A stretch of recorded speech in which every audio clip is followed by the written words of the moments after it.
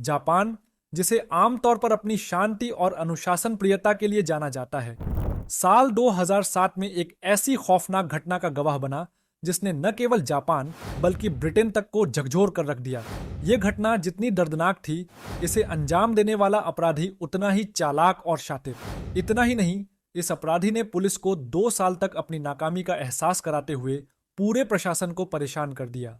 Police ने इस अपराधी को पकड़ने के लिए 7 लाख रुपए के इनाम की घोषणा तक की थी, लेकिन वह इतना चतुर था कि हर बार पुलिस को चकमा देने में कामयाब हो जाता। उसका तरीका इतना अनोखा और अप्रत्याशित था कि किसी की भी कल्पना से परे था। यह घटना इतनी अविश्वसनीय है कि सच होते हुए भी किसी फिल्मी कहानी जैसी लगती है। तो आखिर कौन था वह कातिल, किसका कत्ल हुआ था और कैसे उसने अकेले ही जापान की पुलिस व्यवस्था की नींदें उड़ा दी? और जब आप जानेंगे कि इस कातिल ने जेल में रहते हुए करोड़ों रुपए कैसे कमाए, तो आप भी दंग रह जाएंगे। पूरी कहानी जानने के लिए अंत तक जुड़े रहें और इस रहस्यमयी अपराध के हर पहलू को जानिए। इस कहानी को समझने के लिए इसके 2 मुख्य किरदारों के बारे में जानना बेहद जरूरी है। पहली किरदार है लिंडसे एन हॉकर, एक ऐसी लड़की जिसने अपने सपनों को पूरा करने के लिए अपनी जड़ों से बहुत दूर का सफर तय किया। लिंडसे का जन्म 30 दिसंबर 1984 को इंग्लैंड में हुआ था। उनके पिता का नाम बिल होकर और मां का नाम जूलिया होकर था। लिंडसे के जन्म के बाद उनका परिवार कमेंट्री नाम की जगह पर बस गया, जहां उनकी पढ़ाई लिखाई की शुरुआत हुई। लिंडसे बचपन से ही पढ़ाई में बेहद तेज थी। उनकी मेहनत और लगन ने उन्हें इंग्लैंड की मशहूर यूनिवर्सिटी ऑन्टफलीड्स में दाखिला दिलाया, जहां उन्होंने बायोलॉजी में 2006 में ग्रेजुएशन की डिग्री हासिल की। लेकिन लिंडसे सिर्फ एक मेधावी छात्रा ही नहीं थी, वह मार्शल आर्ट्स में भी प्रशिक्षित थीं और एक बहादुर और आत्मनिर्भर व्यक्तित्व की मिसाल थीं। ग्रेजुएशन के बाद लिंडसे ने मास्टर डिग्री हासिल करने का इरादा किया, लेकिन उससे पहले वह कुछ नया अनुभव करना चाहती थीं। इसी सोच के तहत उन्होंने बतौर इंग्लिश टीचर जापान जाने का फैसला किया। उन्होंने जापान के कई प्रतिष्ठित संस्थानों में इंटरव्यू दिए और आखिरकार नोवा नामक जापान के सबसे बड़े प्राइवेट इंग्लिश टीचिंग इंस्टीट्यूट में उनका चयन हो गया। जापान में उनकी पोस्टिंग टोक्यो के पास एक शहर में हुई, जहां वे 2 अन्य विदेशी महिलाओं के साथ एक किराए के अपार्टमेंट में रहने लगीं। लिंडसे अपने माता पिता और इंग्लैंड में रह रहे बॉयफ्रेंड के साथ ईमेल, स्काइप और फोन के जरिए संपर्क में रहती थीं। एक दिन लिंडसे ने अपने बॉयफ्रेंड को ईमेल में बताया कि उनकी मुलाकात एक नए लड़के से हुई है। यहीं से कहानी में दूसरा अहम किरदार तात्सुया इचिहाशी की एंट्री होती है। तात्सुया का जन्म 5 जनवरी 1979 को जापान के चुबू क्षेत्र में हुआ था। उनकी मां एक डेंटिस्ट थीं और पिता एक प्रसिद्ध डॉक्टर। माता पिता ने तात्सुया से भी डॉक्टर बनने की उम्मीद की थी, लेकिन पढ़ाई में रुचि न होने के कारण वे यह सपना पूरा नहीं कर सके। इसके बजाय उन्होंने 2005 में हॉर्टिकल्चर में ग्रेजुएशन की डिग्री ली। हालांकि डिग्री लेने के बाद भी तात्सुया ने कोई स्थायी काम नहीं किया और अपने माता पिता से मिलने वाले पैसों पर निर्भर रहते हुए अपना समय इधर उधर घूमने और जिम में बिताने लगे। मार्शल आर्ट्स में ब्लैक बेल्ट होने के बावजूद उनका जीवन दिशाहीन था। फिर एक दिन लिंडसे अपने काम से लौटते समय ट्रेन में सफर कर रही थीं। तभी एक अजनबी लड़का उनके पास आकर कहता है, आप मेरी इंग्लिश टीचर हैं। लिंडसे थोड़ा हैरान होकर जवाब देती हैं, मुझे आपका चेहरा याद नहीं है, शायद आप गलत समझ रहे हैं। उस लड़के ने मुस्कुराते हुए कहा, नहीं, मेरा नाम तात्सुया इचिहाशी है। शायद आपको याद नहीं, लेकिन आप मुझे इंग्लिश पढ़ाती थीं। यहीं से दोनों के बीच बातचीत की शुरुआत होती है। यहाँ तात्सुया इचिहाशी कहना है, मैं क्लास में आपसे इंग्लिश तो सीख ही रहा हूँ, लेकिन मेरी ख्वाहिश है कि आप मुझे एक खास स्पेशल क्लास दें ताकि मेरी इंग्लिश और भी बेहतरीन हो जाए।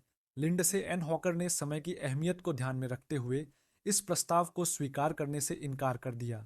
वो लड़का ट्रेन पर झुककर बेहद विनम्रता और मजबूरी के साथ बार बार अनुरोध करने लगा और कहने लगा, प्लीज मुझे कम से कम हफ्ते में सिर्फ 2 से 3 घंटे की क्लास दे दीजिए। अपनी बात को और मजबूत करते हुए वह आगे जोड़ता है, मैं आपको हर घंटे के बदले $35 फीस देने को तैयार हूं, बस मेरी मदद कर दीजिए। यह ऑफर लैंड के लिए काफी आकर्षक था, इसलिए वह क्लास देने के लिए मान जाती है।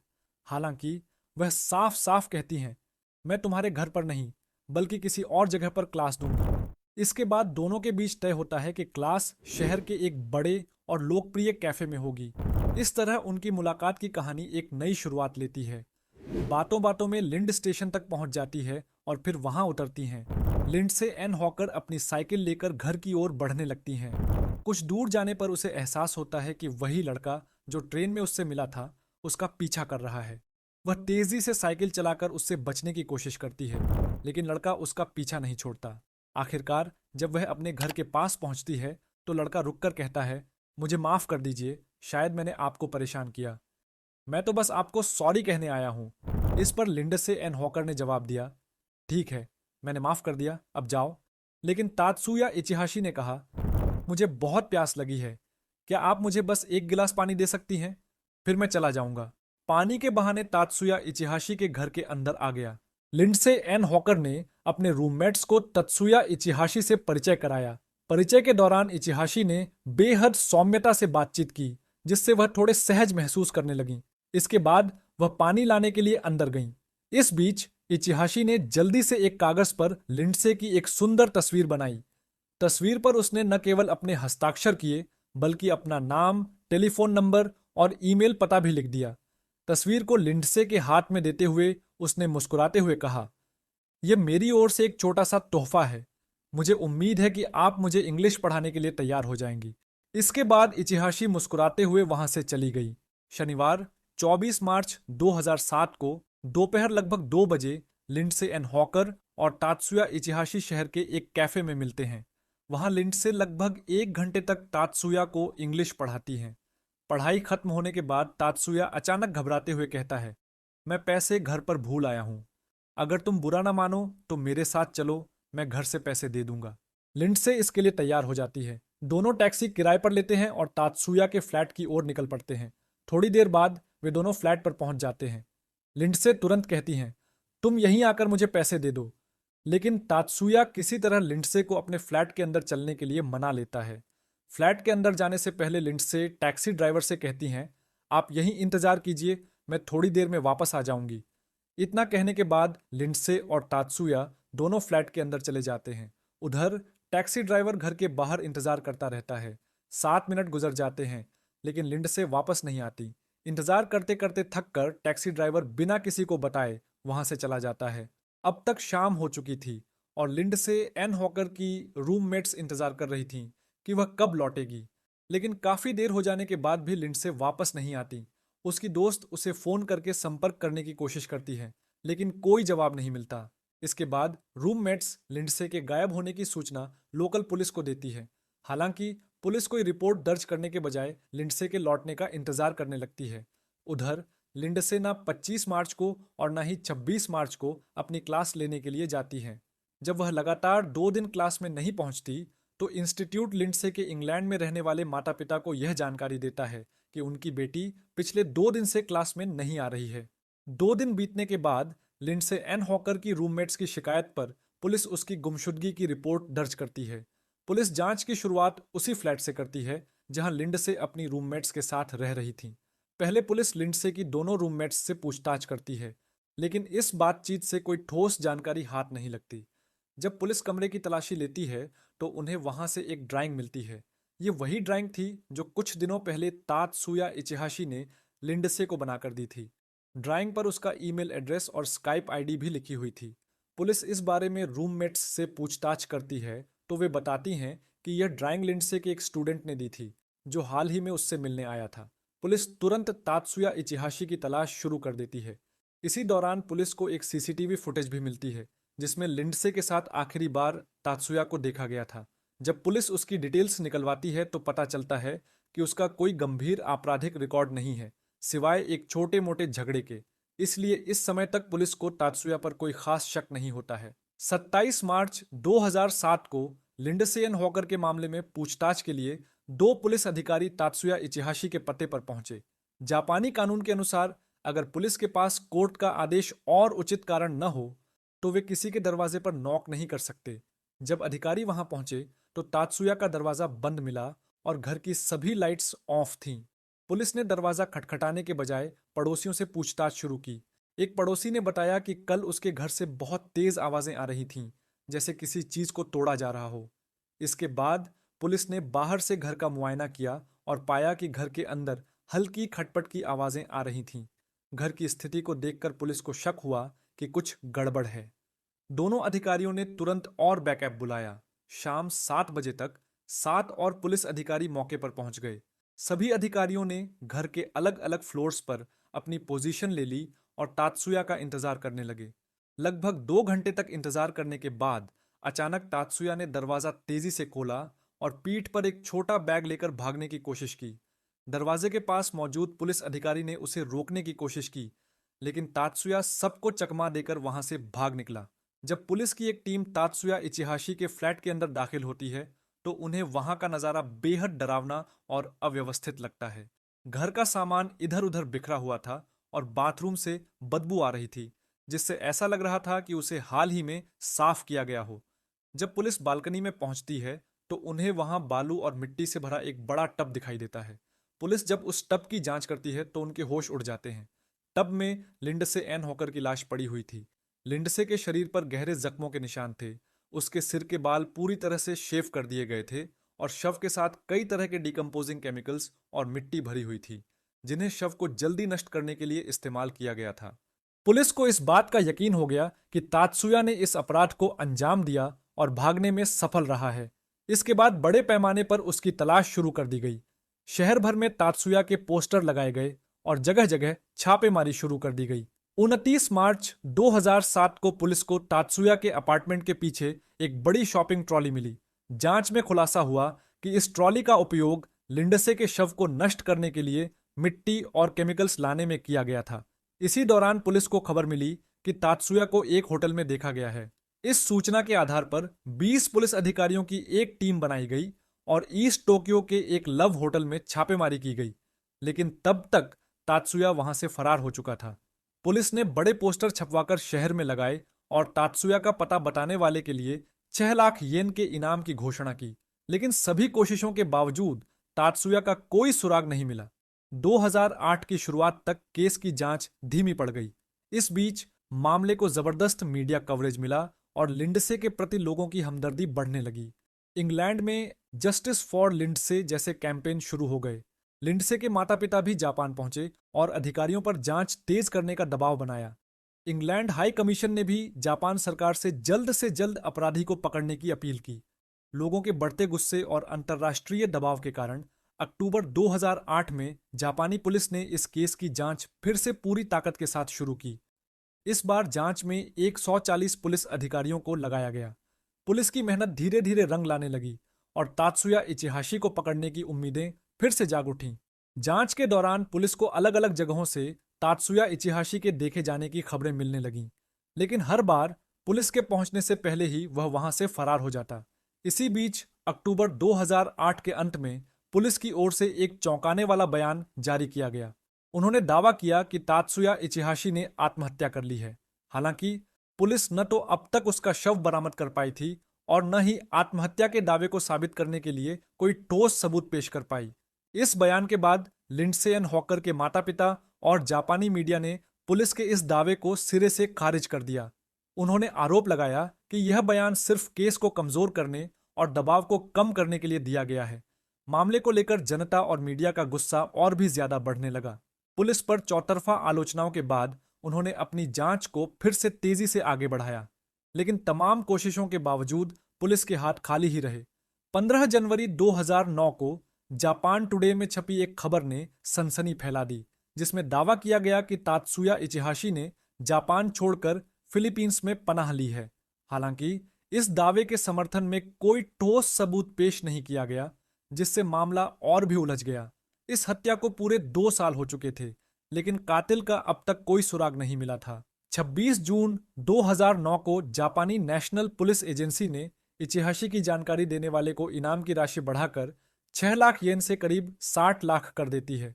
यहाँ पुलिस की यह रणनीति काम करना शुरू कर देती है। एक दिन जापान के नागोया शहर के एक प्लास्टिक सर्जन ने पुलिस को बताया कि शायद उसने उस लड़के की प्लास्टिक सर्जरी की थी। डॉक्टर ने बताया कि कुछ महीने पहले नागोया क्लिनिक में एक लड़का आया था जिसने अपनी नाक को थोड़ा ऊपर उठवाने के लिए सर्जरी करवाई थी। इसके अलावा उसने अपने गाल पर मौजूद 2 तिल हटवाए थे, अपनी आईलिड्स को फोल्ड करवाया था और अपने होंठों की मोटाई भी बढ़वाई थी। डॉक्टर ने पुलिस को उस लड़के की सर्जरी से पहले और बाद की तस्वीरें दिखाईं। इन तस्वीरों को देखकर पुलिस को पूरा माजरा समझ में आ गया कि कैसे तात्सुया इचिहाशी ने प्लास्टिक सर्जरी के जरिए अपनी पहचान बदलकर पुलिस की पकड़ से बचने की कोशिश की। इसके बाद पुलिस ने पूरे शहर में तात्सुया इचिहाशी की प्लास्टिक सर्जरी के बाद की तस्वीरें लगवा दी ताकि जनता से मदद ली जा सके। इसी के कुछ दिनों बाद शहर में तात्सुया इचिहाशी के बड़े बड़े बैनर देखकर एक मजदूर ने पुलिस को जानकारी दी कि उसकी साइट पर काम करने वाला एक लड़का उसी से मिलता जुलता है। इस सूचना के आधार पर पुलिस ने पूरी सावधानी से तात्सुया इचिहाशी की गतिविधियों का पता लगाना शुरू किया। आखिरकार 10 नवंबर 2009 को पुलिस ने ओसाका की एक कंस्ट्रक्शन साइट पर छापा मारा।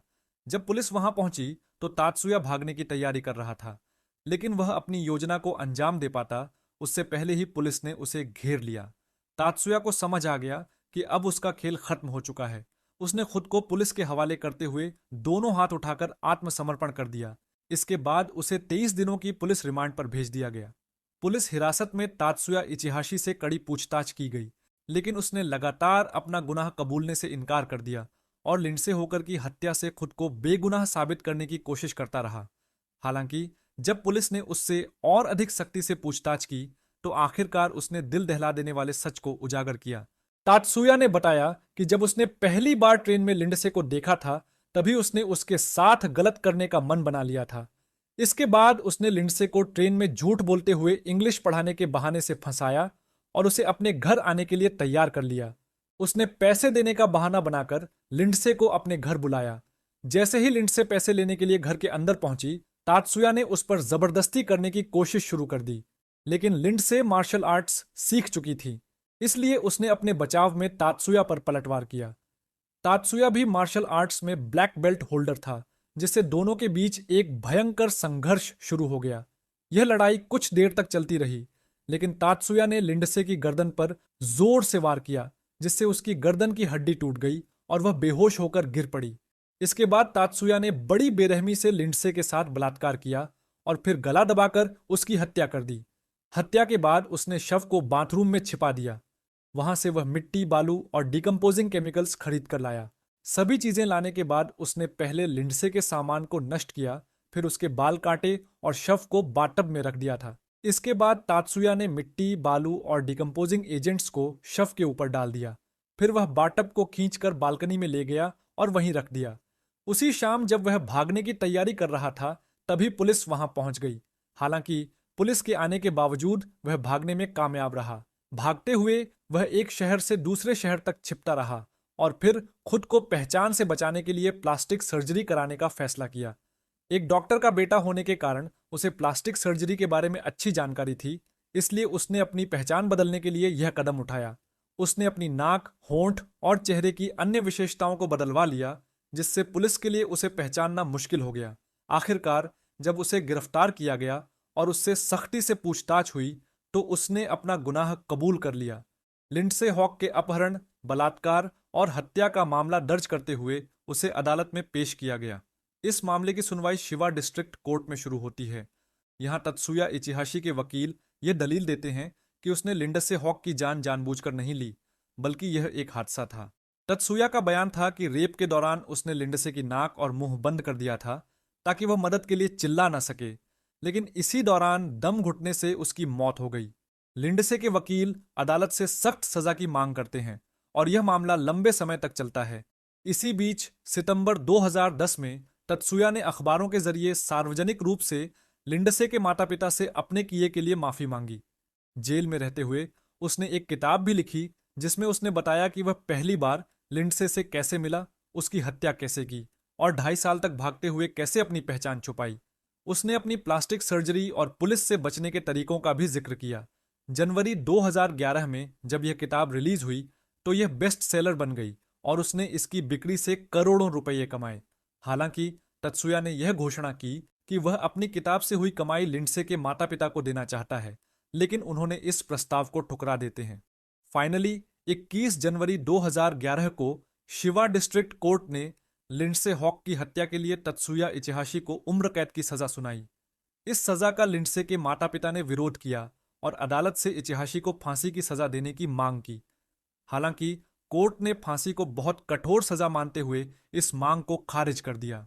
अदालत ने टिप्पणी की कि तात्सुया की उम्र फिलहाल 32 साल है और संभव है कि वह भविष्य में सुधर सकता है। इसीलिए उसे एक और मौका दिया जाना चाहिए। कोर्ट की इस टिप्पणी ने काफी आलोचना झेली।